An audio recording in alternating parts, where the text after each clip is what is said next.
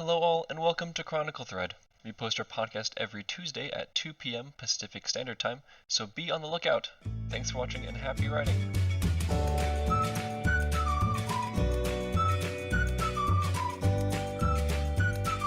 Hello, and welcome to Chronicle Thread.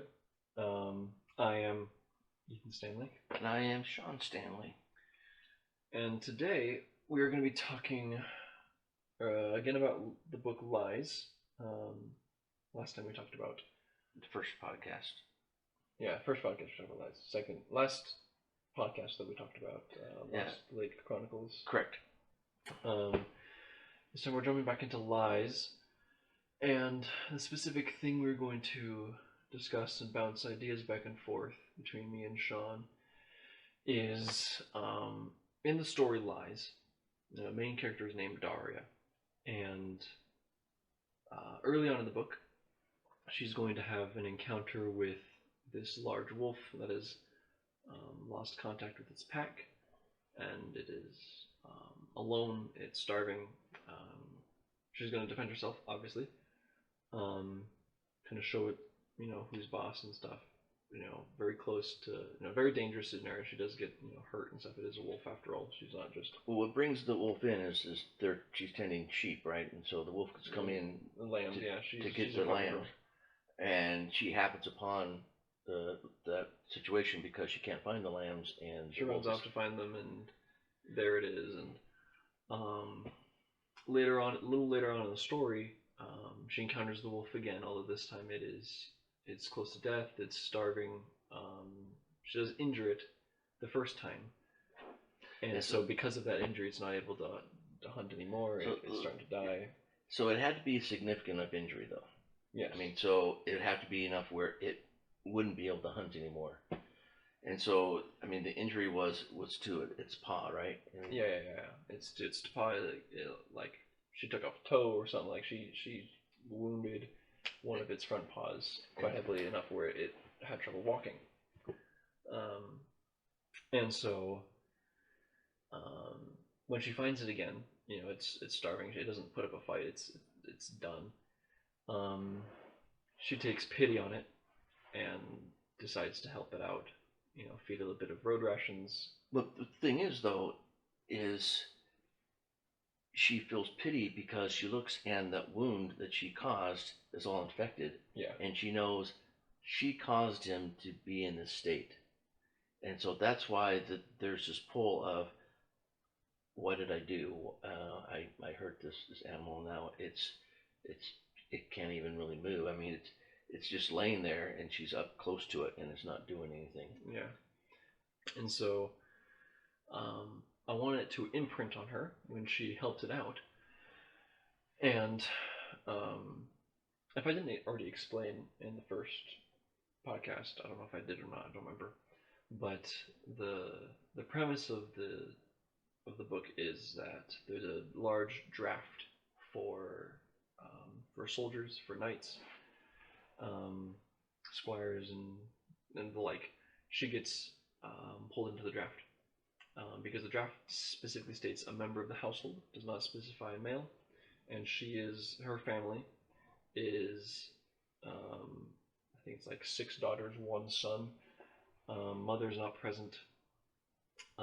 Son has an injury; he can't walk correctly, and her father, having been a past knight, he knew the rigors it would take. He knew, everything that the training itself would have on her or anybody, and so he decided to put her into the draft. What I want for the wolf, during training chapters, her in the fort, during training and the like, to have encounters with the wolf, it not attacking or running around the training grounds or anything, but it kind of sneaking in a little bit. It wants to be close, like kind of like just the dog that you got from the local what do you call them? The local animal, not pet store, but like help me out here. The animal shelter. Animal shelter. Like you Yeah. pick up a dog from an animal shelter, and it just will not leave you alone. It is just close to you and always kind of like that. But to sell that to a reader, that moment where she helps this wolf, that imprint, it has to be. You can't skip by that. It has to be dealt with completely, so the reader understands.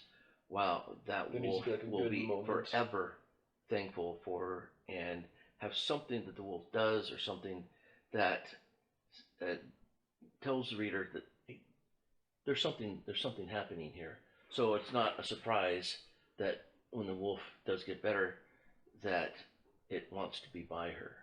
Yeah.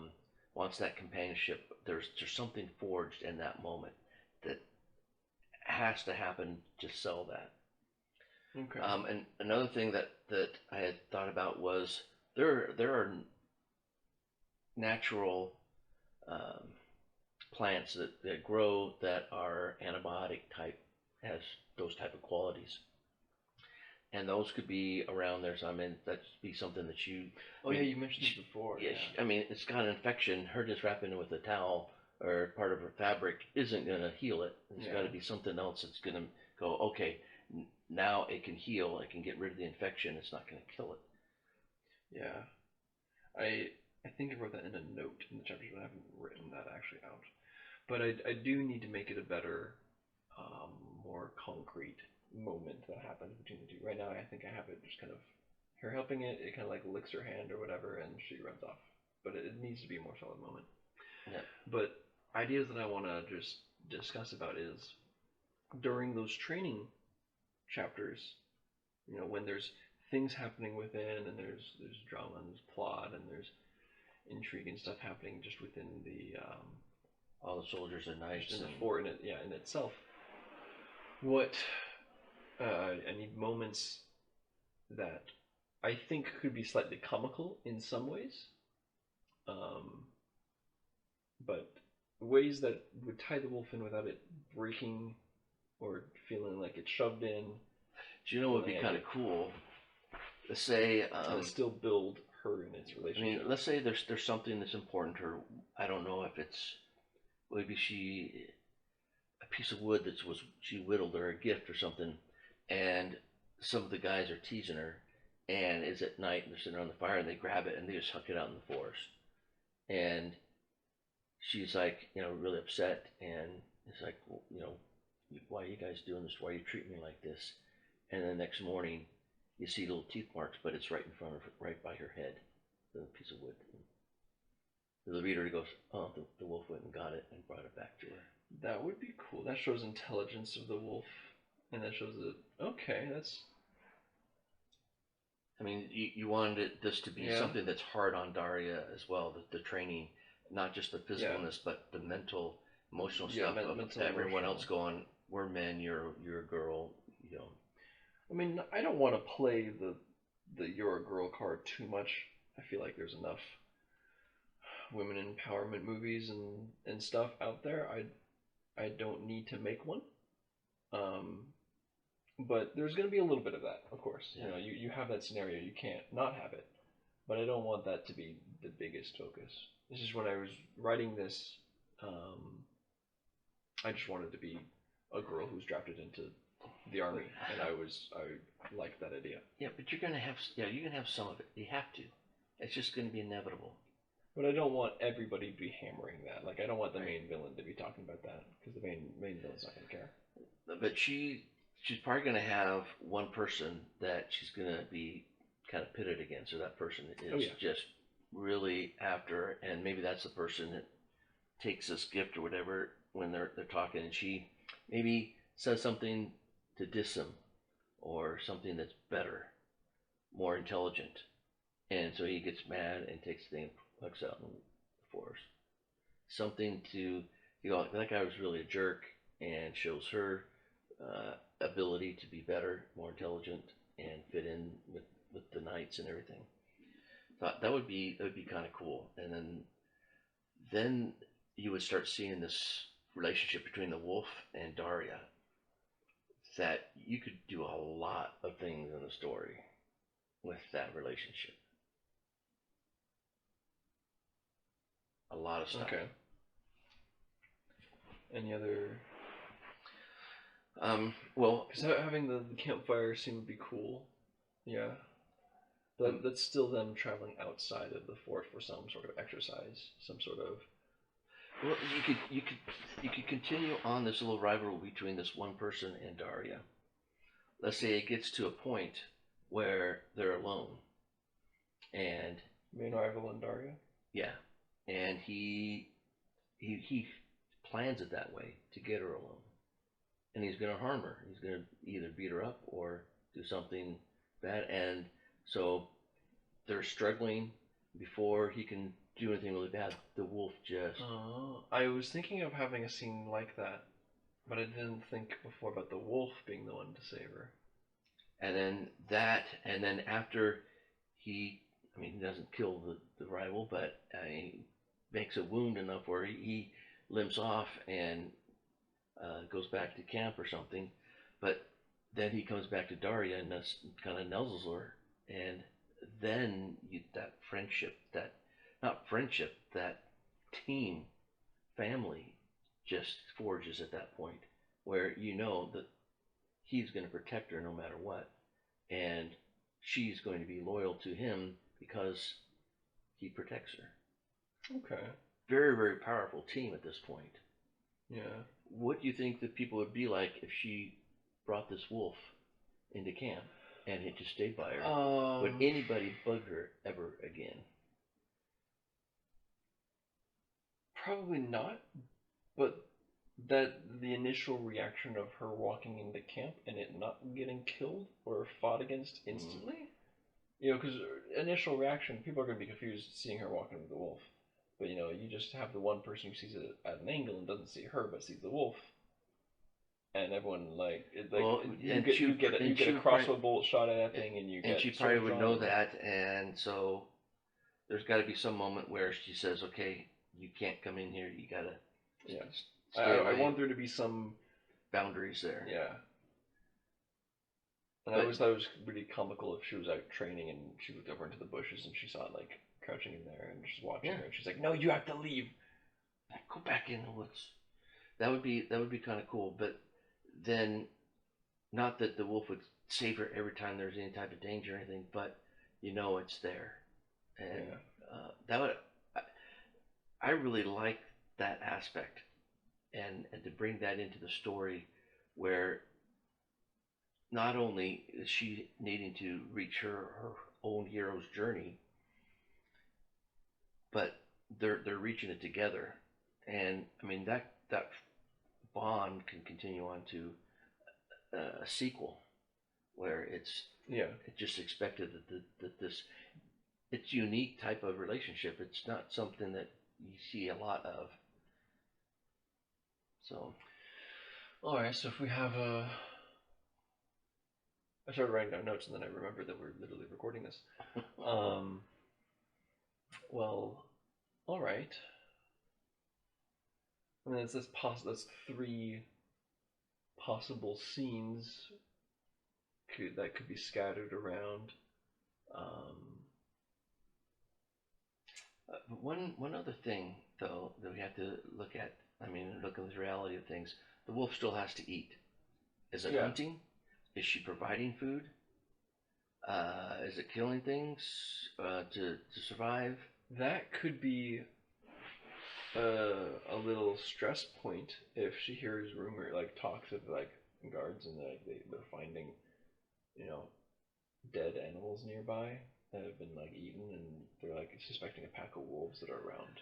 That would be a lot of conflict because she knows who it is. Yeah, she knows who it is, and maybe a hunting party or two goes out to try find the pack, and she's like, no. Or she goes along with it, but goes in front to say, "Well, let me go check on something," and then gets the wolf to leave.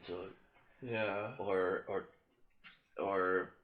gets him to go the wrong direction. If she sees him, they go, "Oh, I saw some," try to misdirect them so they don't see the wolf. But that would be something that would be more realistic. Either that or Daria is feeding it, and that's how it's eating. But then that would, the wolf still has to be. That would require animal. like nightly sneak outs of the fort. And you're never going to get enough food for him and her. Yeah, there'd be rations. And I'm assuming it's a ham wolf. It's a ham wolf. Okay. Yeah, I have ideas for him in later books, but just this. But having it being that type of a wild animal still can kill, hunt, and dangerous like that would still put that intrigue, that bond together where it could still attack. Yeah, it's not domesticated like a Chihuahua or anything. Right. It's still a wolf. It's just bonded to Daria and will never harm her. It'll always be her protector, and she will always try to protect it. I just really like that aspect. I think that's really cool and can be very powerful. All right, yeah, I like that. So, does the wolf have a narrative arc, a hero's journey that it's trying to think, or is it just I'm a sidekick and I'm just gonna stick with? I don't exactly have any journey for it right now. It's just it's a team with her. I mean, like its backstory involves literal animals. Yeah. Like not too much intrigue or revenge, or not too much can happen there without it turning into Lion King. Well, what would cause a wolf pack to shove out one of its members? If one was wounded or slow or elderly, or what if this whole hero's journey for it is to get to a point where it can rejoin the pack, and they go through this journey together, but at the end, wherever that end is, he's prepared to go back with the pack. And even though that bond is still there, it's going to fulfill its hero's journey by getting back with the pack. And they did it together. I don't think everything has to have a hero's journey. But that would be cool. I mean, it would be like, well, the wolf fulfilled its journey, what it wants. Yeah, it would. Yeah, I don't think that would be just kind of a cool end at whatever the end is. Mm-hmm.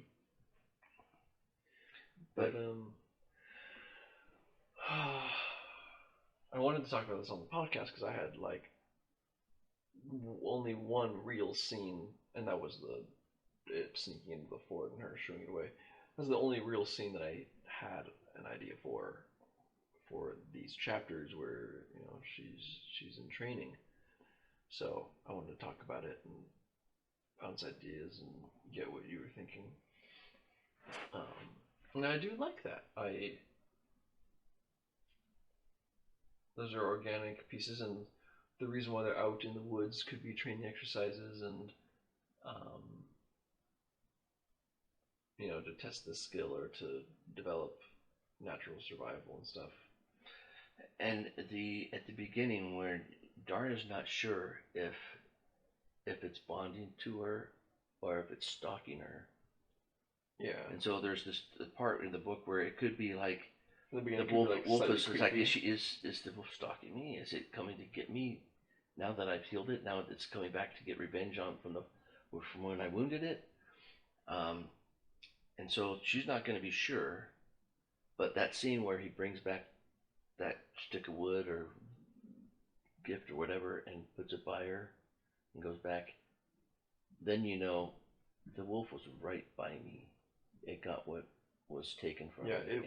It was right next to my face and didn't do anything.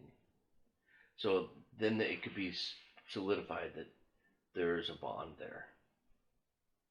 But it could still be very intriguing where the wolf is sneaking in back into the camp and is right by Daria, and you don't know what is in his mouth, but then it bends right by his face and drops whatever it is. That could be a portion of the chapter where it goes to someone else's perspective.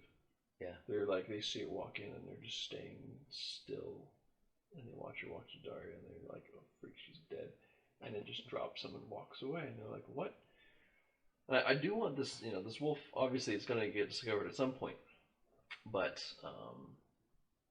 I guess next point is when to reveal it, because there's a point in the book that's going to happen where everything is flipped on its head. Everything is going to dramatically change, and it's going to go into like it's the second or the third. And things are more revealed. Yeah, kind of like the second or the third act. Or I guess it would be going into, I don't know, but um, like everything is gonna really change, and so what I'm wondering is if the wolf should be secret up until that point, or if it should be revealed before that point, and people are trying to get used to it before. Because I don't know how everyone would feel about it literally coming into the fort. I don't know how anybody in charge would allow that. Um, but Well, the one way it could be done is if it comes into camp and someone grabs a crossbow or something, and Daria jumps in front of the wolf and says, "Don't," and the wolf is fine with her, and she's not attacking her. And he's like, "It's friendly. It's here for me. Don't." I guess yeah. Could the camp ever accept it? Well, I am thinking of having. I've told you before. I don't know if I'd said it on the podcast, but there's going to be a high, kind of like the high level of knights that are more of the king's personal guard. Um, One is going to take kind of an interest in Daria, being who she is, and her being naturally gifted, despite that she doesn't quite like it. She's going to be good with the sword. He's going to take an interest in her. If something like that happened, he could be the one who kind of outranks the leader of the fort and says, "No, I'm gonna work with her and her wolf, and I'm gonna help them become a team." And it could like kind of work. And then the guy in charge of the fort could be like, "No, like okay, fine, but you do it outside. You do not do it inside. You do not bring that wolf in here again." And it could be like she gets, which could bring more persecution on her, like having special treatment could get her the ire of some of the other recruits. I also have this maybe kind of a comical scene. So this rivalry, that person was gonna harm her, and Mhm. Wolf saves her. Let's say, I mean, from the next day, he even gets like 20 feet, not even really walking towards Daria, but he looks over and the wolf is just growling at him. He's like, I won't bug you anymore, Mr. Wolf. I'm thinking it might be if if I don't already have a rival in my notes somewhere, I might make it Harmon. Okay. Harmon is a guy from Daria's neighborhood. I mean, they live out. When you live out in a place where your nearest neighbor is a mile away, um, in her community, I guess, is a boy who kind of she's known for a while. Um, has kind of hit on her from time to time, but she's kind of always rejected him. I'm thinking it might be him. Might be a classic story of like, at first he's just a normal good guy. He just likes her, um, but maybe it could develop into an unhealthy relationship. Yeah. You made me angry now. I'm going to show you. Yeah. I mean, I had an idea for him of being like not that character, and him being more like almost seeming like he is, but he really is just a good guy, and he just gets misunderstood. But he actually is a genuinely good guy and doesn't try and do any of that stuff. I had that idea for him. Tell me what you think in the comments. Tell me what would you want Harmon, his childhood, I wouldn't say childhood, just kind of like the boy next door, um, Is he a boy that says, "Hey, I like you by pulling your hair," and you know, No, kicking you or something? no, he's a bit more. I wouldn't say gentlemanly. He is a farm boy himself, but he's a bit kinder than that. But from the first get go, that the reason why Daria doesn't really like him is because he's kind of the pretty boy of the community, and he's kind of flirted around with a few of the other girls. So she's and Daria's just like no. Yeah. And he's a generally, as I have him right now, he's a genuinely good guy. So he's kind of like that Guston type feel where he feels like he could have any girl, but he likes Daria. You mean Gaston? Yeah, Gaston. Sorry, Guston. I mean, like he's not the hero, the folk hero, but he is liked by other girls and stuff. But he could care less about them. She wants Daria, and Daria says no. I mean, not to Gaston extent, but something like that. Yeah, like I don't want him to be a playboy. Okay. And being like, I could get anyone, but I want you. Not quite like that. It's just that, a lot more human, that he just has, flirted around with more girls. Because, I mean, they're about 18. Like, you go through 14 to 17, you talk to lots of different people. You have lots of different experiences, and you get close to different people. And it could be that he just got close to, a few too many girls over the years, and Daria's just like, you don't seem quite committed. I'm just genuine as you think. You're not as genuine, so I'm just gonna not. I don't want him to be the Gaston, I could get any girl, but I want you. But just like he probably could end up with any of the girls he wanted in the community. But that's not his point of view. That's not what he's thinking. He's. Well, I don't know. That's what I've. That's getting back to the wolf. I would like to know what people can imagine, and how big you think this wolf should be.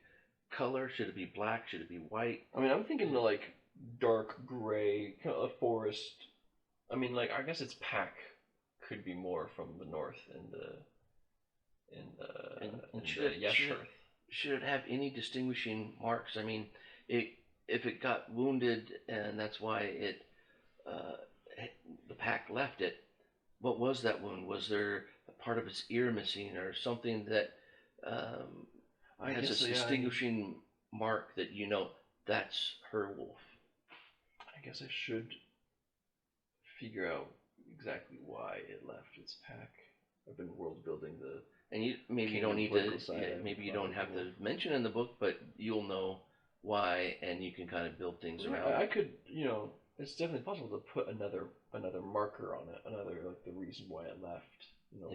Why did it leave its pack? Did it have a scar on its face, or like I said, part of his ear missing? Could have been kind of like left for dead, kind of. Yeah. But it survived and fought through, and then it survived, but then it was hard for it to hunt alone, and that's why it got drawn into the town, because of the sheep, and that's all. That's very organic. Yeah, that's very organic. And just those types of relationships that just form, really cool in the story. The author's not just putting them together, but you can see it grow, you can see it form organically, and you go, wow, that could really happen, not you creating events that, boom, just kind of shove them together. Yeah. Although I do think in some circumstances, sometimes things need to happen so the story can start. Oh, yeah. I think sometimes, and especially nowadays, everything has 30 books of backstory and lore. Every world now has to have that. But it's got to start somewhere. Yeah, something has to happen. Why was this person in that place? So the story could start. That's why they were there. Yep. And you could. Once upon a time, the sun rose and the day started, and we're going from that day. Yeah. But I don't know. Star Wars. Like the Clone Wars is mentioned, first, New Hope, but like they didn't have the first 3 movies already plotted out and written up before they wrote, the first one.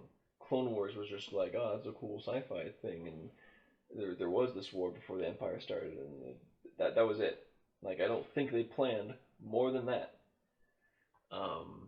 But it just gave it history, and did why was why did the droids happen to fall on Tatooine? Why did the ship happen to be going near Tatooine, right near Luke's place? And why did the droids happen to land on this entire planet, a whole planet, right next to where Luke lived? So the story could start. So it could happen. Yeah. You could go into explaining why everything. Why did they go near Tatooine? Why was it that specific point of the planet? But in all essence, that's the reason why it happened is because the story had to start. Yeah. This had to happen so the story could start. So.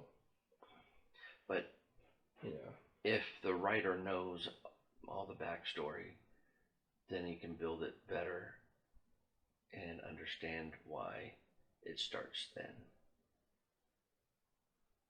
It's important to know that stuff. I think it helps you think things through more organically if you know the why. Yeah. Like just today, I was thinking a bit more of the North and the people up there. Mm-hmm. And I came up with a new name for them. It's no longer the Badlands up there. It's called the Yeshhearth. The Yeshhearth. Yeshur? Yeshhearth. Okay. Like a hearth, like a fireplace stone. Okay. A hearth. Uh-huh.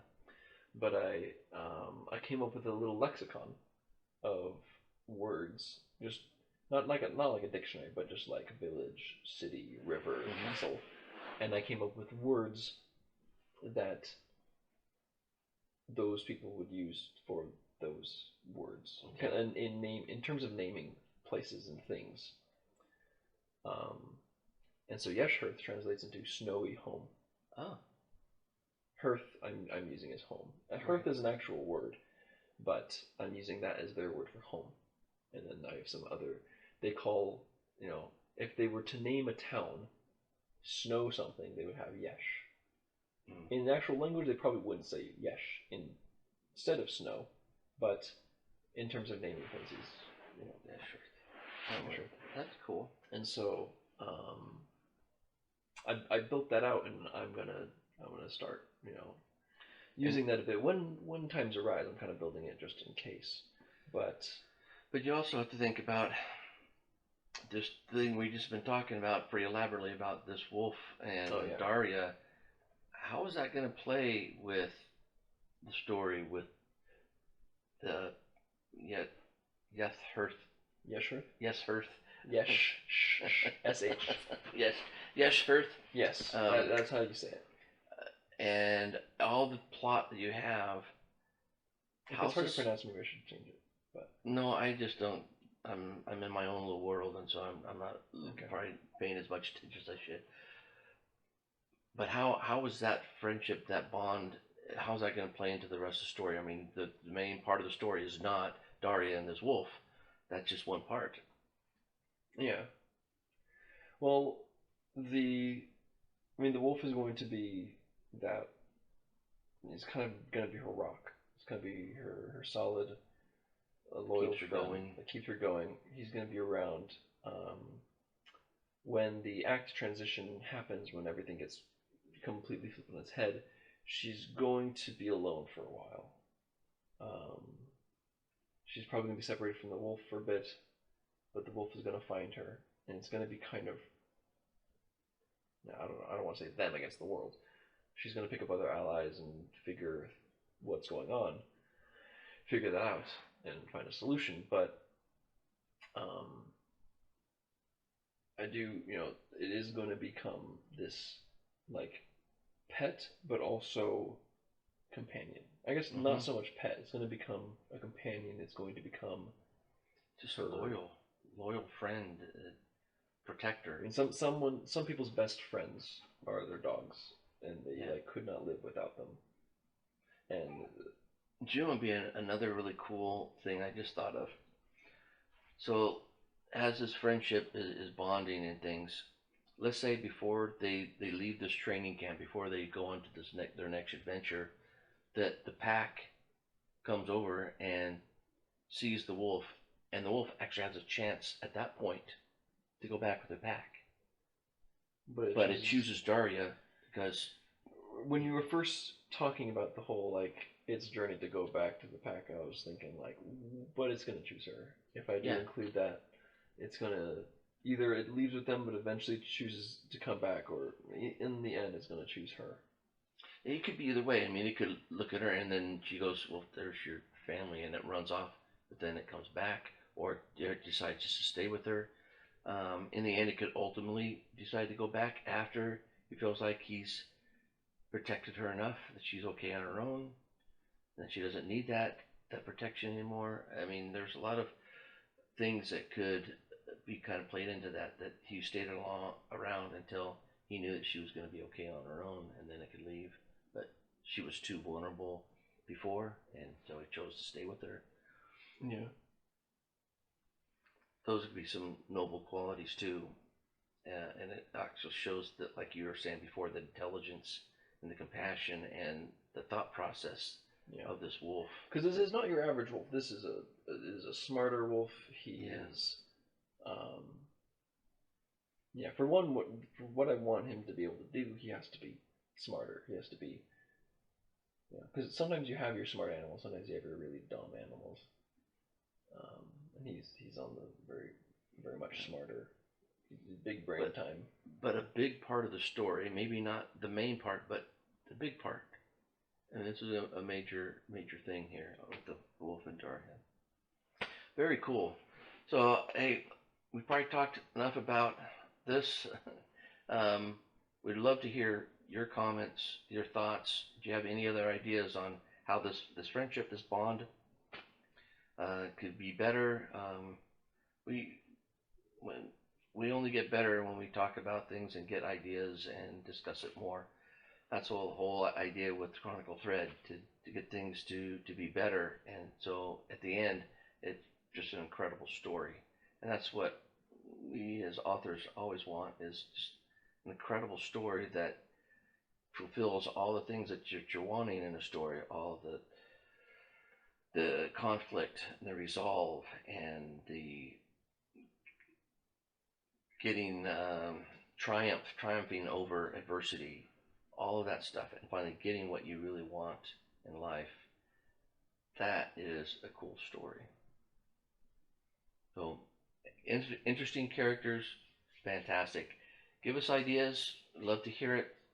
Hope everyone there on the other side is doing well. And make sure you like the page if you feel like it. And like, comment, and subscribe. Yeah, subscribe. All that kind of good stuff. Yeah. Anyway, we will see you next time. Yep. Good night. Have a good night.